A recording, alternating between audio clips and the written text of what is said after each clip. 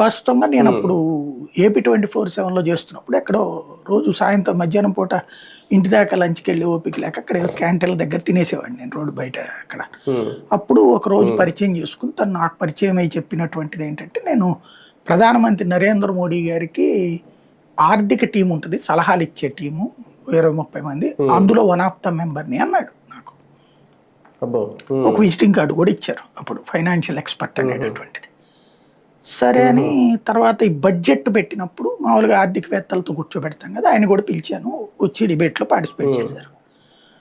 సరే ఒక పొలిటికల్లే కాదండి నేను అన్నిటి మీద కూడా మాట్లాడగలనంటే మన గెస్ట్ కోఆర్డినేటర్కి తర్వాత ఎనలిస్ట్గా ఎప్పుడన్నా పొలిటికల్ డిబేట్స్ అప్పుడు పిలువయ్యా అని చెప్పా. తర్వాత పొలిటికల్ డిబేట్ అప్పుడు పిలిచినప్పుడు ప్యూర్లీ వన్ సైడెడ్గా వైసీపీకి సపోర్ట్గా మాట్లాడుతున్నాను. నా ఉద్దేశం ఎప్పుడు కూడా ఎనలిస్ట్ షుడ్ బి బ్యాలెన్స్. అధికార ప్రతినిధులు ఆ పార్టీల తరపున ఉంటారు, నాయకులు అధికార ప్రతినిధులు వాళ్ళు వాళ్ళ పార్టీ వెర్షన్ మాట్లాడుకోవాలి. అందులో జెన్యూనిటీ మనం జడ్జి చేయడంతో పాటుగా ఒక ఎనలిస్ట్ కూడా జడ్జి చేస్తే 2 వెర్షన్స్ ఉండాలి. ఇది డెమోక్రసీ అనేది నా ఫార్ములా. నేను నా డిబేట్లన్నింటిలో కూడా బ్యాలెన్స్ మెయింటైన్ చేస్తాను. అందులో భాగంగా ఇతన్ని పెట్టాం.